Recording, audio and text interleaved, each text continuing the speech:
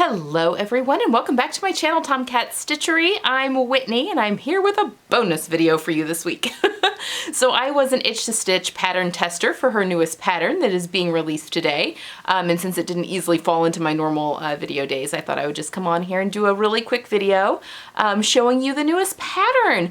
So she's been on a roll. And actually I pattern tested a pattern for her back in January that she's not even going to release until October. So I've been a very busy pattern tester here the past couple of months.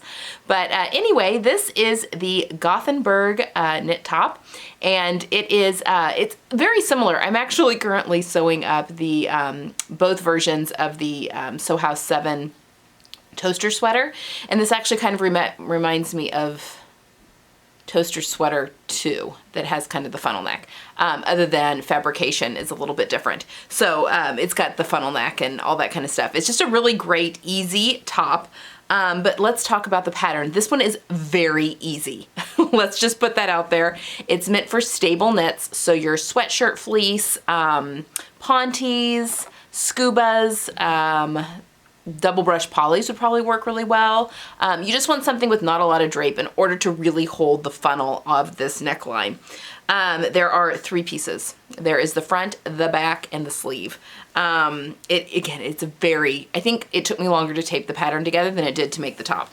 So here is my beautiful version. It comes in cup sizes. It's a knit top. It comes with the cup sizes. So there are bust darts, which I think for patterns like this that are with a more stable knit, if you're going to, and I felt this way about her Bainbridge pullover that she released just a few weeks ago, but if you're going to, if you have a large bust and you're going to be wearing a top that's in this more structured fabrics, I think shaping is a must. Otherwise, as with most sweatshirt patterns, I think I mentioned this with the llama sweatshirt that she did back in January, it just looks like it's just a sweatshirt. It's just not that flattering on my figure. I wear them, but because I want to, but because of, there's just not the shaping. So unless you're using a drapier fabric that can sometimes camouflage that or make up for that, shaping is really important.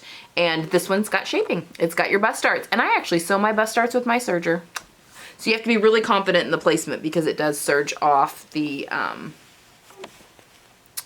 dart bulk. But I'll show you guys how I do that sometimes. That'd be a really good tutorial. It's a Pamela Leggett from Pamela's Patterns. I learned that tip from her in one of her classes. I've taken a few of her classes in person, and I've also taken some online classes. I forget where I pick up things. It's just kind of everywhere, but I think that is a Pamela tip. Anyway, it's got this beautiful funnel neck. I used a cotton interlock, an organic cotton interlock from the Confident Stitch.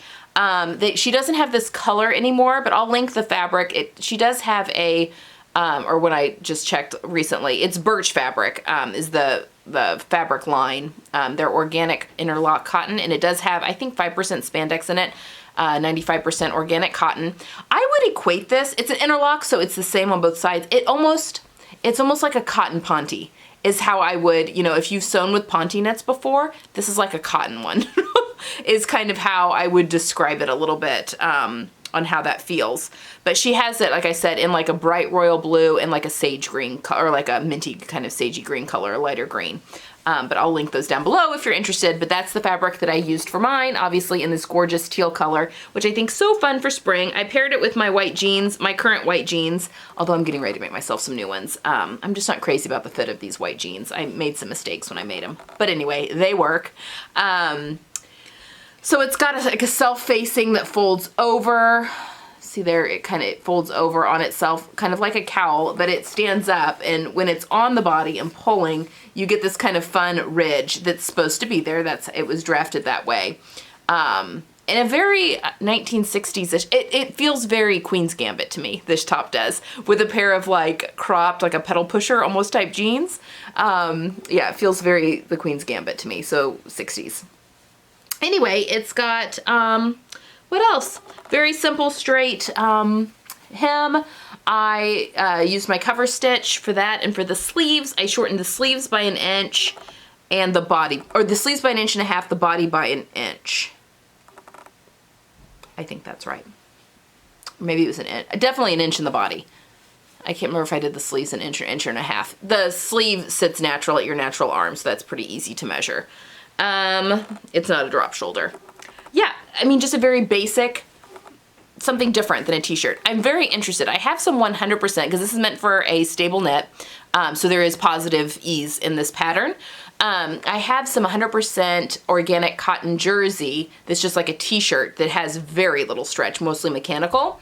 It's Alabama Channon 100% organic cotton that I am interested in making up. So it'd be thinner, but still have, I don't know, I'm interested to see how that would be. I thought about doing that for the test, but I wanted to stay true to her recommended fabrics. I thought I could maybe play with that later. So anyway, stay tuned for that, because I do think this is just something different and fun. And nice for spring, because it gives you a little bit more coverage up here while it's still kind of chilly outside. Anyway, that is the new Gothenburg top. I have got a link down below if you are interested in that. It's an affiliate link. I do have affiliate links with Itch to Stitch, which means it's no extra cost to you. It's just I get a small commission on patterns that are bought through that link. So yes, I've got that there, and I will link the fabric if you're interested in using the similar fabric that I used. Again, I have no affiliation with the Confident Stitch, but that is where the fabric came from. So I will link down the other two options of colors that she has down below if you're interested. All right, guys, that's all I've got for today in a little pop-up video. I hope you enjoyed, and I will see you guys on Friday for our regularly scheduled programming. Bye.